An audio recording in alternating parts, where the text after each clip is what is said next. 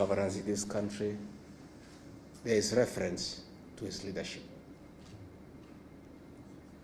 He left a legacy that remains permanent, that is visible, and that is felt. His greatest achievement was the economic restoration and transformation of this country.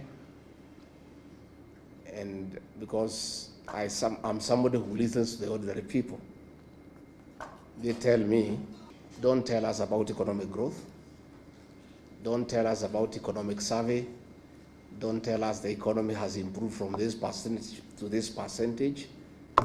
We want to feel the growth the way we felt it when Kibaki was president. Because there was money in circulation, there was infrastructure that is feasible, and people say they don't want to be told theories. They want to feel economic growth the way they felt it when Mwai Kibaki was president, year 2002 and 2013. I want to really acknowledge the culture of hard work that the late president inculcated in all of us, asking people to work hard. I remember when he was sworn in as president and he made his first visit to Othaya, and those of us from Nyeri were very excited to welcome our son home, and we were lining up everywhere waiting for him. And when he reached Karatina, where I was, he didn't come out of the vehicle. And he lowered the window by a few inches, and then called the PC, akamuuliza, bwana PC, nini naendelea hapa? Hii watu yote, it was around 11. Nani nachuna majani chai? Nani yuko kwa shamba ya kahawa? Hapana, hapana, hapana, tutaharibu. Tukiendelea namna hii tutaharibu. He put the window up and drove to Othaya. Nobody ever came again to meet Mwai Kibaki. Watu walienda kwa mashamba. And that is how this country was transformed. The culture of hard work. I want to say that many people today who are solid in this country, I included, we made our money during the time of Mwai Kibaki. Because government documents were respected. If you had an LPO issued to you from government, you could walk into a bank and get 50% as LPO financing. Because you do the work and you will get paid. Today, if you go to an LPO, to a bank, nobody will talk to you. He really dignified government contracts by making sure that contracts were only given when money was available and there was budgetary support. These great men pushed taxation, and we want today, as we remember him in a very fond manner, to say there's nothing wrong with the taxation, and Kenyans cannot be accused of refusing to pay taxes, because Mwai Kibaki did it. Lipa kodi, ujitegemee, and people paid taxes, and they didn't complain because they saw a corresponding development and services. Kenyans don't have a problem with paying taxes, but Kenyans have a big problem in paying taxes that they cannot see what the money is doing. So we want to ask our brothers now in government to know that Kenyans are not complaining about overtaxation because they don't want to pay tax. They have a problem of paying taxes that are misappropriated, that are not used appropriately. And Mwai Kibaki is a living testimony that Kenyans are willing to pay taxes, but they want to see a corresponding service and development. Mwai Kibaki respected institutions. Ambassador Muthaura is here, and Ambassador, we want to salute you. Mwai Kibaki would not have succeeded without the support of the bureaucracy that you led. But he also allowed you to work, because we know he allowed people to work.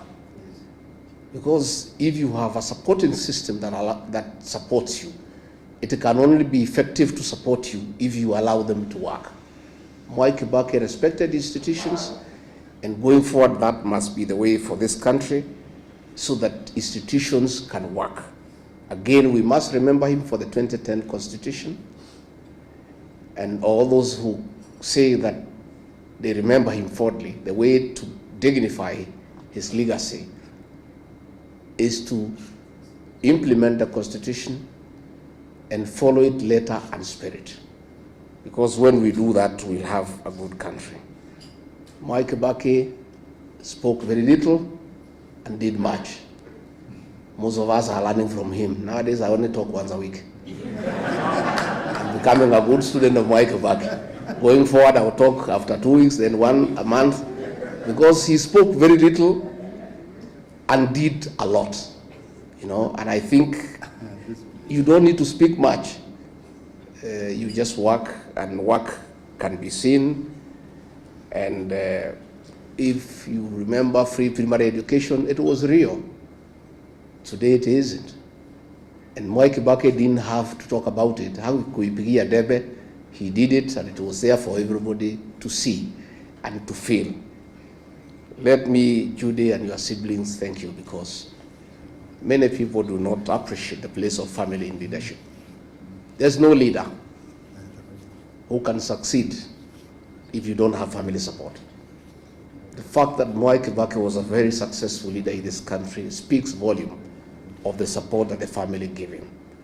And therefore, as we celebrate him, we want to honor the family for standing behind your father, supporting him at home, and allowing him to dedicate his life to the service of this great republic. Again, we also want to honor the Kibaki family, because despite many challenges and temptations, you never allowed yourselves to be misused by entrepreneurs to spoil the name of your father and yourselves. Mwai Kibaki is gone, but his integrity and that of his family remains up. Nobody has ever seated Mwai Kibaki and his family in any scandal in this country. And we know the temptations around family by people who want to use proximity to power. So you have really dignified your father, because his name is good, and nobody has ever thrown him into anything that would have looked conflict of interest or commercial interest for his tenure in State House. He did a good job, and we want to really salute the family, because that is really the way to go. Dr. Mukisa Kitui, we are envious of the cabinet you served at Mwai Kibaki, that you are allowed to speak. Justin Muturi and I can tell you, in the cabinet we served, it's only me and him who could speak. And that is why we had to be edged out. The rest are flower girls and praise and worship choir. So we would have wanted, if things could reverse and we served at Mwai Kibaki, we would have enjoyed, because he would have allowed us to contribute, to make meaningful contribution to the management of the affairs of this country. Haji, I've heard you correctly about the place of DP in Othaya, but I'm more concerned not even about DP in Othaya. I am more concerned about the quality of leadership in that constituency that was led by Mwai Kibaki. A graduate of the London School of Economics, the greatest president of all times, a man who represented Othaya with wisdom, a man who was a good debater. Then when he was gone, the replacement of Mwai Kibaki, like today, it's a shame. Member of Parliament who never speaks in Parliament at all, who hasn't made any contribution on the floor of the House. And Othaya now is a pale shadow of the Othaya under Mwai Kibaki. Coming this general election in 2027, we shall talk to the people of Othaya to dignify the late Mwai Kibaki, by looking for a quality legislator who, even if he cannot measure up to the level of Mwai Kibaki, can be there 60-70%. But the present situation in Othaya is embarrassing and is very demeaning to the late Mwai Kibaki and his family. And Othaya people are crying for a change, and we'll be having conversation with them so that they can look for quality leadership that can be able to hold the name of that great old man in high repute. So mimi nimeshukuru sana, tuko hapa na viongozi wengi ambaye sijui Haji unataka tuwapatie, unataka tufanye namna gani to introduce them? What do you want to introduce them? Yeah, tuko na the Honorable Eugene Wamalwa, kiongozi wetu. Kuja useme jambo. His late brother was vice president to Mwai Kibaki, na alikuwa na kizungu mingi sana. Hata huyu wako na kizungu mingi. But he served Mwai Kibaki well, so kuja sema jambo.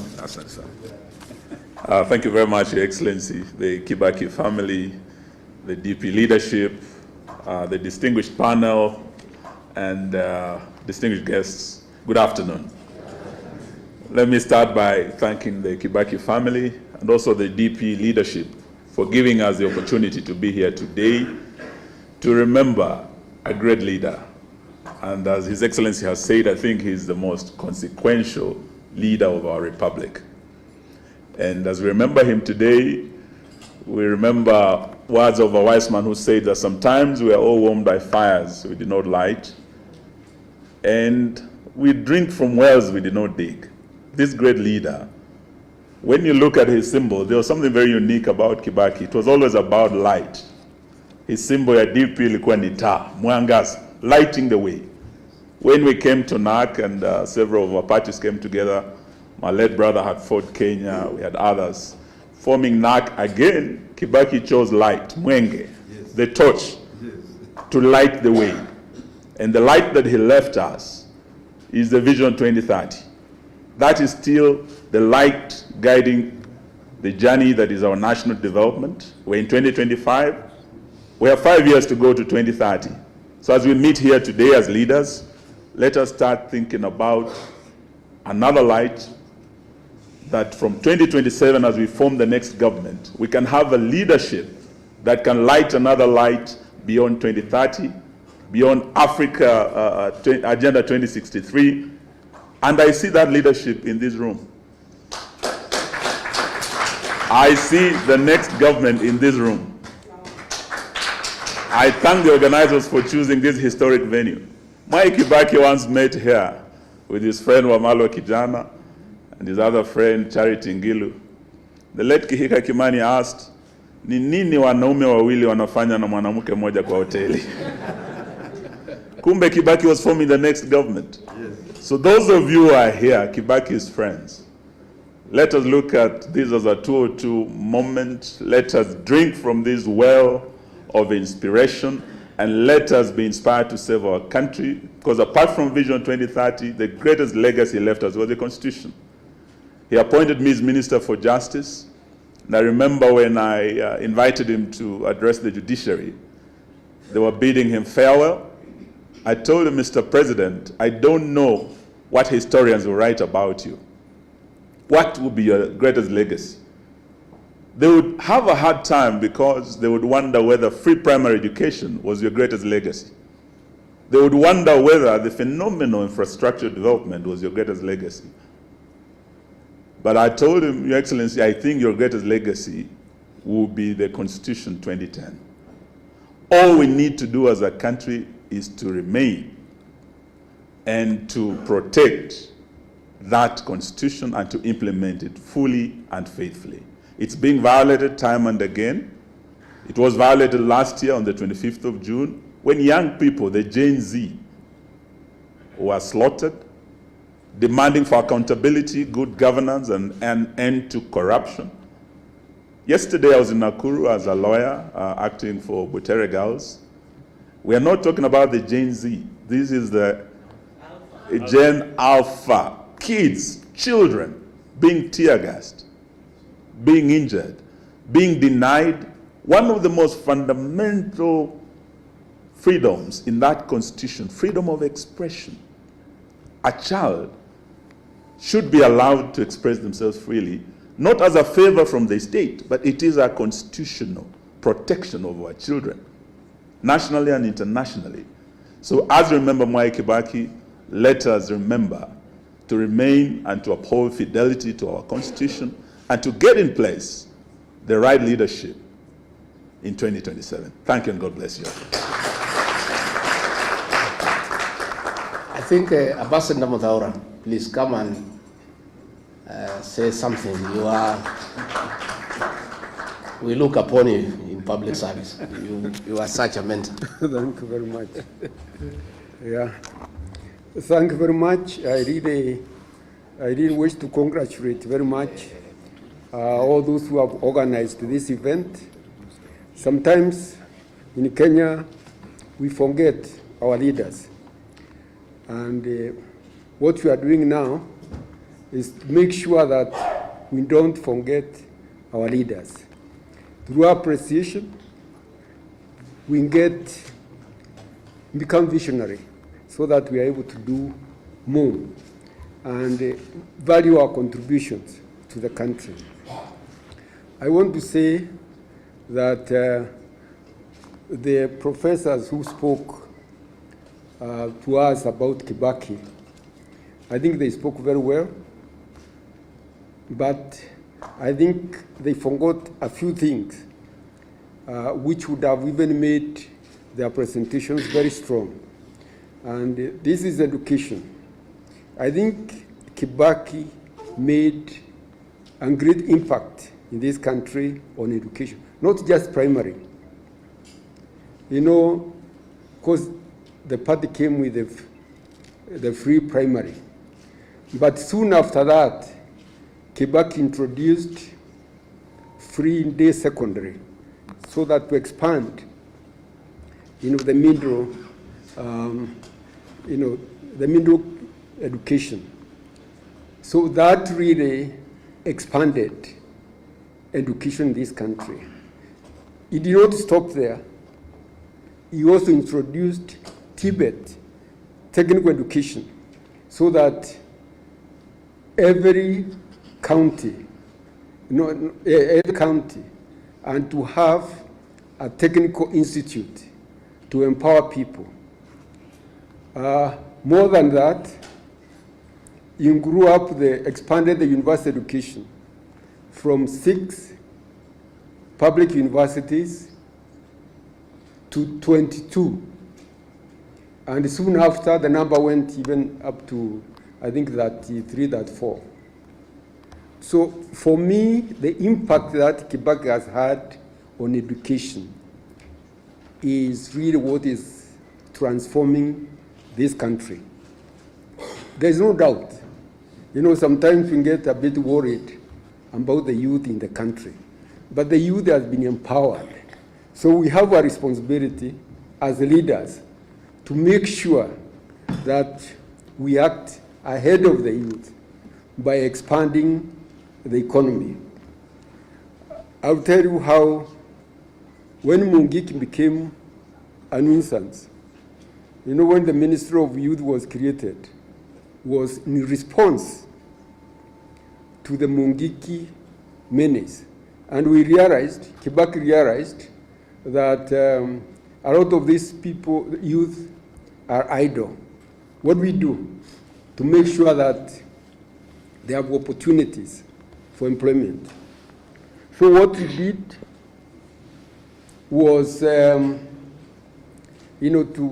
to take care of the youth was to expand the education, of course, so that they stay in school longer and they are more technically empowered to do that. Then on top of that, he really identified the sectors that needed to be expanded so that they can create more jobs. At that time, Nairobi, there were no high-rise buildings. In fact, we used to have Nyayo high-rise somewhere near the down Nairobi Dam, Nyao High Rise, a small estate. There was Kariako, which was done very early. And a small high-rise also estate in Outer Ring. We didn't have high-rise apartments. So Kibaki opened up Nairobi for high-rise buildings and multi-purpose, multiple use of buildings, not just residential.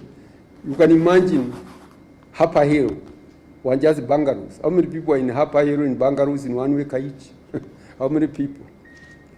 Places like Kilimani, places like all these areas around Nairobi, even Parklands, Westlands, Lavington, they were just bungalows with very few people.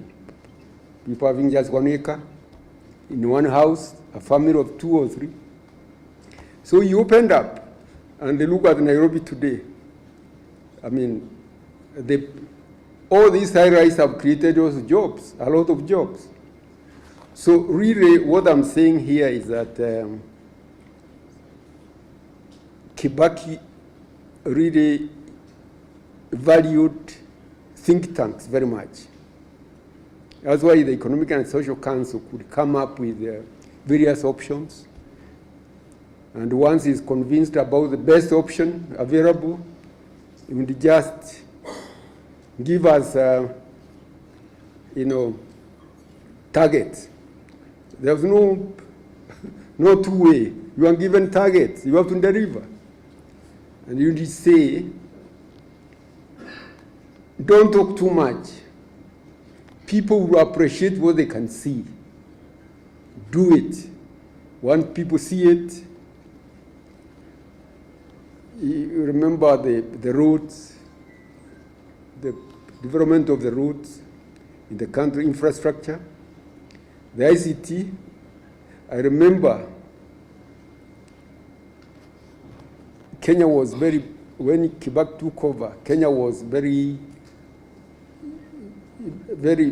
slow on adopting the new ICT transformations which were taking place globally. So he said, now, who are we going to give this ministry? We need to have somebody who can understand it. Unfortunately, those days, appointments were only restricted to members of parliament. So we got one of the members of parliament, Kagwe, who had been in information, who had been, I think, a director in the Ministry of Information. He could understand more about information technology. Then he asked now, and the permanent secretary, where do we get one who can understand this ICT? Morage said he knows of somebody, a Kisi, Demo, in the university, who was in America, and he is very good in that area. So the two people are appointed. And the first thing they did was to review where we were. And then they realized there was a regional program to bring marine fiber cable to East Africa, because we did not have. That's why we are lagging behind. We're just using the satellite. So the first thing, they went to South Africa, where there was a regional meeting just to push that agenda. When they went there, they found people are just talking at cross purpose, as the program was too slow. They came and told the president, Your Excellency, this project, this fiber cable, unless we have it, marine fiber cable, we shall not take off. And if we wait for the regional project, we may wait for another 10 years. Why can't we do it ourselves? Kibaki asked them, and what is the cost implication? What is the cost? He told them it's about $130 million, and he consulted with some companies, about $130 million on the land, the marine fiber cable in Mombasa. Then the president said, yeah, we don't have that $130 million, but we can find it. I'm sure we should be able to find that money in our budget. Go ahead. You know, it's as simple as that. You convince him, he tells you, go ahead, we shall find the money in our budget. Now, I don't have to elaborate where Kenya is now on ICT. I mean, it was so bright and so forward-looking that any idea that could make a difference, he embraced it and then moved very fast.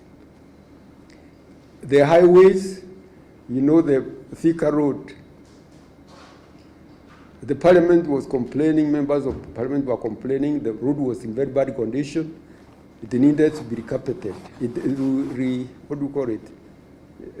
Recarpeted, refurbished. It was just 4 lanes from Nairobi to Thika. So we sent Kamau, who was the roads engineer, to African Development Bank. He went there. And the African Development Bank asked for statistics, what have you. I told him now, this road with only 4 lanes cannot serve this traffic, which is one of the heaviest in Africa. You need to think of a minimum of 6 lanes, 6 to 8 lanes, for it to make sense. So they came and briefed the president. President told them, I think those people are making a lot of sense. Let's do it. We shall try to improvise money and do it. At that time, that $1 billion was like a lot of money. But once that road was done, in fact, it was done in a period of about 2 to 3 years, perfectly. That gave Kenya ambition about highways. And now, I don't have to say about what happened in Nairobi. I don't have to tell you what happened in the rest of the country, because we developed a lot of highways throughout Kenya. And Kenya now is one of the best served countries in Africa in highways.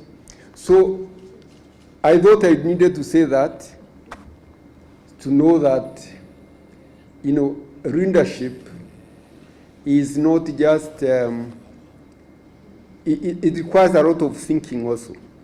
Thinking, deep thinking, and that's what we had. The president did not have a lot of time for a lot of talking.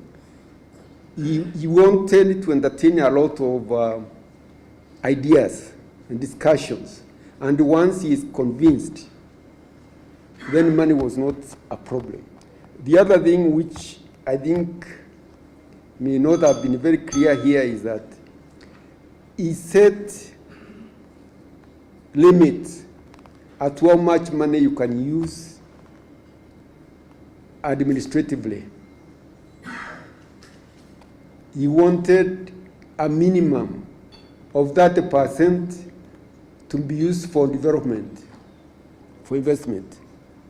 So whenever you are presenting a budget, your budget should be like a maximum of 70% administrative and 30% investment for development. And really that made us have a balance between the development and the consumption.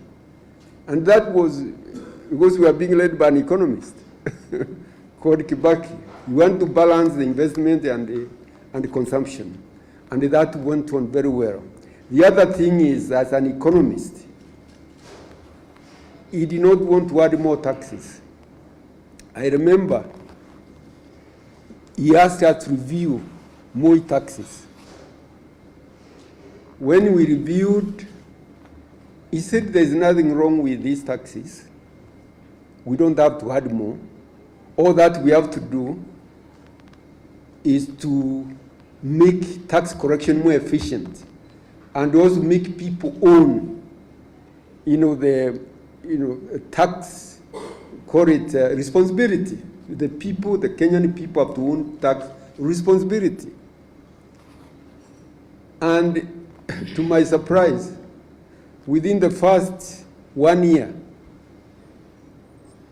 we moved the revenue from about 400, total revenue was about 400, I think 40, something like that, to 600, I think about 60 or 50. So the jump was a lot. We did not add any taxes. And then by the third year, we are around $1 billion. Trillion. So, in other words, their taxation is not just more and more taxes. It's actually the efficiency and the public ownership of the taxes. So I really want to say that those are a few things, but I can talk and talk and talk because I learned a lot from our Excellency the President. He was a source of wisdom. If I tell you the way he handled the post-election violence, because that was like violence imposed on him, the way he handled it was unique in Africa because he did not want that violence to continue. He wanted it concluded as quickly as possible. And that's why he agreed very fast to have a Grand Coalition. When a Grand Coalition was formed, he treated all ministers equally. Not to say this is this minister, this is ministers who are his huntsmen, and they are to deliver in their sector. I remember also, with the experience that we had a post-election violence at that time, we realized the violence actually should have been controlled, but we didn't have enough policemen. We had very few policemen in the country. We really looked even at the military. We had very few people. The military. Our military were very, numbers. We just give orders so that we don't go through those type of experiences again. Double the number of police and the number of military so that the country has stability. And those type of decisions are not just made by anybody. They are made by people who are seeing far. And really, to me, I think people are writing a book, but at that time I was writing mine. I don't know whether they published that book of Kibaki. I think it was published, but more needs to be done to be written about Kibaki. Thank you very much.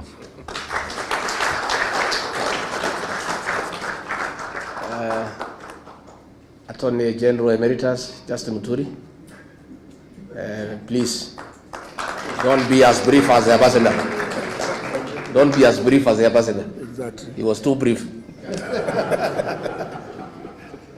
Thank you to the family of His Excellency President Mwai Kibaki, the organizing committee, the panelists, and all of us that have attended this second lecture. Good afternoon. I'll try to copy Ambassador Mudaura. But let me say this, and indeed I intend to be extremely brief, because many people may not think, when I speak in the presence of Norman Nyaga, my good friend, Mzee Joe Consolo Munyao, when I claim to be old, they always laugh at me. They think I'm a small boy. Now that I'm also claiming to be old, in that for the longest time, even when I was a young man, Norman, even as a student in high school, there's only one person in the Kenyan political leadership that I always loved to one day meet. It was President Mwai Kibaki. But because we have been told quite some exciting stuff by the panelists, Mzee Munyao, and now Ambassador Mudaura, I want to just pick one point, not about his eloquence and his capacity to debate any topic in Parliament, which I found quite unique, but it's something that I think, for me, I emulate from President Mwai Kibaki. We've talked about the many gifts that he has left this country. Talked about Vision 2030. And my worry is just that as it comes to an end, we may get into some darkness. His Excellency Rigathi has always been telling people that whenever it gets very dark, it's just about dawn. You're just about to get to some light. But I fear for the country if it gets too dark. This document that at every time, and it's a dictates to, before you take up any state job, you must swear by the Constitution to defend it, to uphold it, to protect it. As my brother Eugene pointed out, dedicated the whole chapter 6. But know what? Actually, you don't need to read chapter 6. You just need to follow the public life of the longest serving member of parliament so far in this country, Mwai Kibaki. Chapter 6 is on leadership and integrity. How it is that somebody could have been in public life, in politics, that long, and to date, you don't hear anybody saying, oh, they planned this, they planned Thika Highway, but in the process of planning Thika Highway, there was this which was supposed to sort out some things. This, for me, is extremely important. Even as we read that chapter 6 on leadership and integrity, we've been told about ICT. How I wish we all in leadership could borrow a leaf, that when we come up with projects, public projects, we don't do so because we have hidden private interests in there. Because virtually everything we do these days, as you go through the documents, you come to realize, oh, there's something here which is not very clear. How is it that President Mwai Kibaki went through it, Minister for Finance, Minister for Health, Assistant Minister, but you can't hear. And in those very critical dockets, to date, you cannot see or hear what we hear today. So ladies and gentlemen, brothers and sisters, whether you read chapter 6, read about President Mwai Kibaki to know what it is. When we talk about good governance, when we talk about integrity in public leadership, in office, you just need to read the history of Mwai Kibaki. Then you can read chapter 6 as kind of a lullaby, because when you read the history of Mwai Kibaki, then integrity in public leadership, in public office, will become so clear to you that you don't need to read anything else. Many of you, I'm sure, are religious people, either Muslims or Christians or Hindus. You know, virtues, the virtues of integrity, honesty. I think there's a lot that we can learn just by reading the life of President Mwai Kibaki, because it amazes me how somebody could have been in leadership, rising to the highest office, and you still cannot hear anything, not touching even on his family, not touching not even his close friends. It speaks volumes. That is the legacy of Mwai Kibaki that I live with. Thank you very much. Thank you very much. Tumeshukuru sana. Ambassador Mudhaura talked about housing that Mwai Kibaki did, and it triggered my mind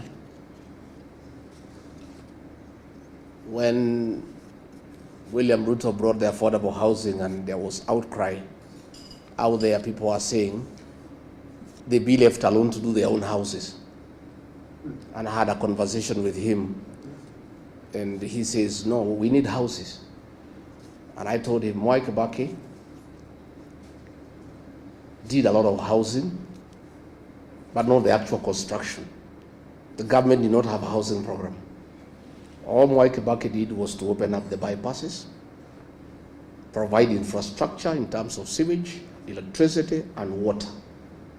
And the private sector, on its own, build houses all over Nairobi. And they are there for everybody to see. There is no need for government to compete with the private sector to put up houses. The work of government is not to do houses, it's to provide services. And of course, he said, I'm not Mwai Kibaki, I will do things differently. So one of the things we intend to do, those of us who are like-minded who want to have a regime change in 2027, is to scrap the housing levy and reinstate the housing initiative to the private sector by government just providing services. Just do roads, water, open up, and things will just come up on their own.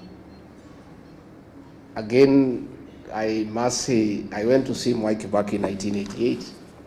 I was a student leader at the University of Nairobi. I was the chairman of the Nyeri University Student Association. And through my then member of parliament, the late Matuamai, I sought an appointment to see the vice president. And I went to his office in Jogo House. And we had a lot of discussion, and he wanted to know what are my ambitions, and I told him I'm interested in business. I had thought he would give me some money to start the business. Not Mwai Kibaki. He went on his shelf behind him, there were many books. And he looked through, produced one book and gave it to me. That book, the author is called Jonathan Black. It's called The Oil. He said, if you want to do business, go and read this book, you'll be a good businessman. That is his mentorship, and today I'm a good businessman, instead of tokenism. Judy, please work quickly to finish the mausoleum in Othaya, because much as we are having this ceremony here, the villagers back home would like to celebrate Mzee, and they would like to come and remember him. And since we cannot bring them here to Nairobi to listen to Professor Kagwanja and foreign policy, they would just like to come to Othaya just to remember the old man for what he did for the people of Othaya, for what he did for the people of this country. Professor Kagwanja, thank you. On the foreign policy, you have told us Mwai Kibaki, his foreign policy was based on the best interest for this country. The other day I talked about our foreign policy in Sudan that is driven by commercial interest. And I saw one of the Root of Flower girls yesterday trying to lecture me that I shouldn't talk about it because I sold to some constitution. The constitution that I and Muturi sold to is to do the right thing and to keep the law. It's not to enable other countries to buy arms to kill children. And Eugene Wamalwa, you know, we are looking at what is happening about Butere girls. We are unable to understand what is this viciousness against children by the present government. Even the colonial government that was very brutal, it never went for the children. Muzungu, they were very brutal, but they spared the children. So we have seen a situation where an administration has panicked because this one term is becoming real. So they have gone berserk. They have gone berserk, and they are now fighting shadows, including schoolgirls. From 2 girls, from 3 girls. These are harmless girls. How fluid is your government if girls can bring it down? Girls. Surely. You know, so when you look at the situation in the Sudan, we are allowing gold to be processed in Kenya and guns to be smuggled through Nairobi to go and kill children in the Sudan. So we are asking, what is this bile against young children? We saw the killing of the Gen Zs, the abductions of young children. What is this bile against innocent young children? So as we move on, let's pray for the country. And Ambassador, again, to shukuru wewe. Now I'm looking at General Gichangi here, and I want to say, if General Gichangi was the director of NIS, that play would not have been banned in Nakuru if it had to be banned. Because it came all the way from the sub-county, nobody noticed. It went to the county, nobody noticed. It went to the region and it became number 3, nobody noticed. They only noticed about it in Nakuru, in the finals, because of a failed intelligence system. You know, that will not happen. So if a decision needed to be made that is a bad play and people should not see it, ingesimamishiwa huko mbali, because the officers on the ground every day, lakini watu wote wamelala, kila mtu anatafuta pesa. Hii serikali ni ya biashara. Watu ya intelligence wanatafuta biashara, watu ya polisi wanatafuta biashara, rais mwenyewe anatafuta biashara. Sasa, you know, these are things that would make Mwai Kibaki turn in his grave. You know, tuko na shida kubwa, lakini Mungu anatusaidia. So Jacob Haji, we are forming a political party in May. Tutatangaza. We look for a way to work with the Democratic Party. We would like to be associated with Mwai Kibaki and what he achieved. Wacha ni introduce huyu Ketu Aruguru, simama, pigia makofi. Huyu mrembo ya Laikipia. Then we have our daughter. She's called Gatha in Kikuyu land. The Honorable Gathoni wa Muchomba. Tuko na Masa Kakuya, alikuwa mjumbe hapo Kasarani. She has been associated with this party for a long time. Of course, tuko na Norman Nyaga na wengine, na tumeshukuru sana, and the organizers of this function, we are honored. Tuko na Jane Kihara, the great lady of Naivasha. Alichaguliwa as an MP kwa hii chama ya Democratic Party. She's a third member, ako kwa tamu ya 3. Na nikali anaangushaga wanaume 7 kila uchaguzi. wote wanaweka chini. These strong women, they are strong people. So tumeshukuru sana and thank you very much, and asanteni sana Ambassador Muthaura and your team that supported Mwai Kibaki. We honor you because you made him great by serving him well and helping him to steer this country, even as he advanced in age. You know, his things were going very, very well. But again, it is him who gave you the opportunity and allowed you to work. Asanteni sana. Thank you very much. Haya, mupige makofi. The people deputy president. Sio ndio hiyo? Yeye sio mtu kuandikwa, alichaguliwa na wananchi. Simpige makofi basi tusikie. Haya, asante sana. Now hata mimi mnipigie sasa makofi sababu nimemaliza shughuli yangu. I'll now hand over to Juma kuja chukue takeover. Secretary General DP. A round of applause for all that third session. We had great minds. People have taken us down the history line, and we really, really appreciate. There are two people between us and lunch, and I'll kindly request them to be very, very brief. Our chairman DP and the party leader. Tafadhali. Chairman first, perhaps the party leader.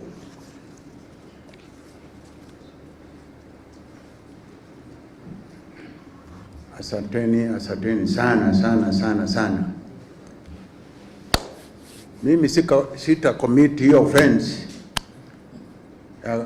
going against the constitutional right of the stomach. So I will be very, very, very brief. I don't want to be accused for that. Yangu kumutakia heri, mwambia asanteni for being that patient up to now. Mengi has been spoken about Mwai Kibaki. I used to be his security advisor, for those who don't know. And I used to be very close to him. And I come from Modaya. Kibaki, for wale wote wameongea, I haven't heard anyone saying that Kibaki was a difficult person, because he was very difficult but very diplomatic. Hakuwa mtu ya kuwa moved just like that. Even ministers, when they came to talk to him, alikuwa na washiria hao wanaongea. He would never stop you akwambie, you don't know your ministry, I know your ministry better than you. Never. He would never say it. Lakini mwisho he would just suggest, tukiongeza hii au tuache hii itakuwaje? Where do you answer your question? Na wakati umeongea and you speak all the through, yeye mwenyewe alikuwa na kitabu kidogo kama hii, anatoa anaandika. When you meet next, atakuuliza wakati ulikuwa hapa tarehe fulani, anatoa hiyo karatasi, tuliagree on the following. Sasa imefika wapi?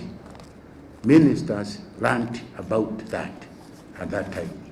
They used to come to see him very well prepared, kwa sababu alikuwa anajua atatoa hiyo karatasi kwa mfuko yake. Hata mliona siku nyingine huko Mombasa akitafuta hiyo karatasi kwa mfuko yake huko Gema. He didn't know where he had put them. Yale ingine I would like to confirm is what Mheshimiwa Gachagua amesema. He wanted people to work. Because I remember one time when we were coming from London after hospitalization, tukapita Njogoo Road. Mimi mwenyewe nilikuwa namshikilia shingo hivi sababu he had problem with the neck na mkono ingine isianguke. Yeye mwenyewe aliangalia akasema, hawa wote watu wamejaa hapa wamekuja because of us. Kamwambia, yes your excellency, hawa wote ni watu yetu, lakini hawa wote wamewasha biashara yao na nani? Ndio wanje kwa barabara You see, that was the type of a president who cared for production in the country. The same thing he did in Othaya. Aliuliza watu wamewacha majani chai, wamewacha kahawa, wamewacha ng'ombe, wamekuja kutuangalia. Who is doing this? This should be in their farms instead of wasting time. Tukama na delegation kubwa kutoka Othaya na Nyeri huko State Road Sagana. You see, hawa walikuja and in their memorandum wakauliza mambo ya pesa. You see, wakauliza mambo ya pesa. Kibaki aliwajibu pesa ni nyingi sana, iko huko bank. You see, si pesa ya bure, pesa iko bank, na mkichukua hiyo pesa kwa bank mfanyie kazi na mrudishie bank pesa yao. You see, hii mambo ya handouts Kibaki hakujua hiyo. No. So that's the sort of man we are celebrating today. The sort of man we are celebrating today. Na nilisema he was not that easy, because I remember one time I told him the convoy would not start until he has his belt, his safety belt on. Aliniangalia akasema, nani amesema hiyo? Kambia, Your Excellency, I'm the one who has said it, because hiyo ndio kazi ulinipatia, to look after your security and your safety, and without this belt, without having your belt, a safety belt on, this convoy will not start. Kaniangalia akaniambia, basi weka. Nikaenda huko nikafuruta nikampa. You see, siku ingine tukachelewa usiku tukitoka Meru kusika Mrs. Mwiraria. Tulitoka huko saa 1 usiku kufika Embu communications was tukakutana na hailstorm, mvua kubwa, storm kubwa. All communication lost. Sasa sisi wengine tulikimbia Sagana tutafute, so we could not see each other, we could not communicate. Tulikuwa Mwea na Sagana looking for him, alikuwa Thika tayari. So I knew I was in trouble. So the following day I went to his office. Kamwambia, sir, effective today, you will never travel after 6:30. Aliniangalia akasema, tena hiyo umetoa wapi? Kamwambia, sasa, Your Excellency, this is what I know. In a round over, no VIP travels after 6:30. Sababu 6:30, from 6:30 ni usiku. Sema hapana, jua iko hapa tu, na unasema ni usiku namna gani? Kamwambia, no, 6:30 begins at 6:30. Usiku begins at 6:30. Hata katiba, hata sheria imesema, if you break into a house before 6:30, you'll be charged with house breaking. I was explaining to him. Lakini, if you break into a house after 6:30, you'll be charged with burglary. And burglary, nabeba serious penalty. I had to explain to him, and he agreed on that. From that time, we never traveled again after 6:30 at night, because it's very dangerous and risky. So, kwa hivyo, that is the man we are talking about today. And that's the man who has brought us here today to remember him for all what he did for this country. Alifanya mengi, asanteni. Sasa, from there on, I think you are free. Tuende tutafutie the inner man his benefits. Asanteni na asanteni, muende salama na mujienjoy. Asante. Asanteni sana. A round of applause for all of you. Thank you. I think the party leader has left it to the chair. So I think I'm humbled to have an audience with you. I apologize for overshooting the time, and the party leader has to say one more word. Thank you, thank you. Good afternoon, everyone. Good afternoon again. I know the stomachs are talking, but the acting Democratic Party of Kenya party leader is talking as she prepares what you are to eat after this. May I welcome you for our second Mwai Kibaki Memorial Lecture and Lunch. My name is Veronica Waithera Maina. I am the Democratic Party acting party leader, but the confirmed deputy party leader. I'm only keeping brief for my brother, Honorable Justin Muturi. He's my elder brother. I'm only keeping brief for him, and since now he has been told that he's incompetent, I think the party knows he's competent. So karibu brother kuja tufanye kazi. He's competent. According to the party, he's very competent. And that is why DP has been here up to this point. You know, he whispered to me some 2 years back and told me, take care of the party. And I have done so. My brother, the party is intact. So come back, we start now moving around as we did. It's our weakness. Now, as we close this ceremony, I want to appreciate the distinguished guests, ladies and gentlemen. And as we draw this special afternoon to a close, I want to extend my deepest gratitude to each and every one of you for joining us at the second Mwai Kibaki Memorial Lecture and Luncheon. Today has been more a remembrance. It has been a celebration of a visionary leader, an economist par excellence, a statesman whose legacy continues to inspire not only Kenya but the entire Africa and globally, as we could say. We have had thoughtful reflections, powerful insights, and heartfelt tributes that have reminded us of President Kibaki's enduring impact. His commitment to education, some of us are beneficiaries, economic empowerment, good governance, and national unity. His life was a testament to integrity, intellect, and quiet but determined leadership.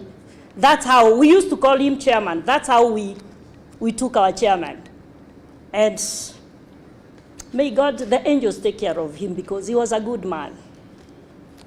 To our esteemed speakers, Professor Michael Shege, who was our moderator, Professor Peter Kagwanja, who was the chairman to our organizing committee, Professor Vudha Kibwana, Dr. Muhisa Kitui, Honorable Mother Karua, who could not be with us today. She's out of the country, but she was part of the planning, and the delegation from the UN. Thank you for your wisdom and for keeping President Kibaki's legacy alive through dialogue, reflection, and aspirations. To the organizers, those are the sponsors.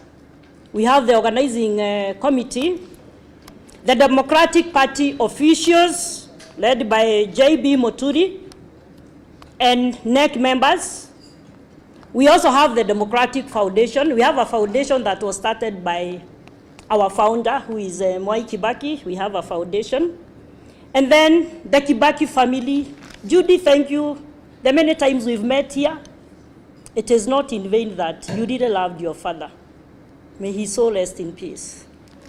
Okay, special thanks to our former vice president who worked with our president, Stephen Kalonzo Musyoka, for gracing the occasion, and he worked very closely with him. I also extend my gratitude to immediate, because I feel very wrong saying immediate former, not former.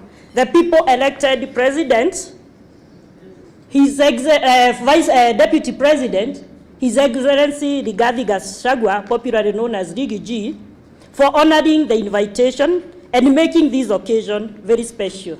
I remember he was supposed to be on other commitments, but he said if it's Kibaki's memorial, he will put aside everything else and be with us. Thank you, Our Excellency, for doing that.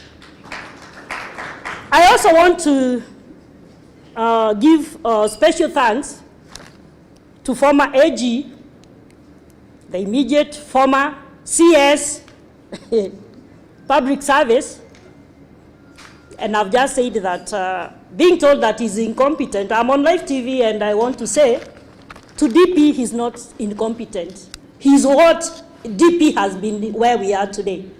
So don't even think about anything that can deter you from moving along. We know you, we know how you can push. DP, come back, we start working. He resigned when he was going to the government, and because you know very well, you cannot be in government and lead a political party. So he only left and whispered to me, take care of the party. And I have done so, my brother. As we part ways, let us carry forward our President Kibaki, lived by service, humility, and steadfast belief. I also appreciate the coming of our members of parliament present, former members of parliament present also, and I will conclude with wise words from President Kibaki. Leadership, and I want us to listen to these words, leadership is a privilege to better the lives of others. It is not an opportunity to satisfy personal greed, and I will underline the last 3 words. May his memory continue, inspire generations, and give hope to all Kenyans, because that is why we are here. You are all welcome to serve lunch. As we organize for a photo session, I will invite Professor Kagwanja to come in front. He's the moderator on that. And may you travel safe, have a blessed week, have a blessed weekend, and today is, I would say in Kiswahili, Mwamko Mpya. Thank you. Sorry,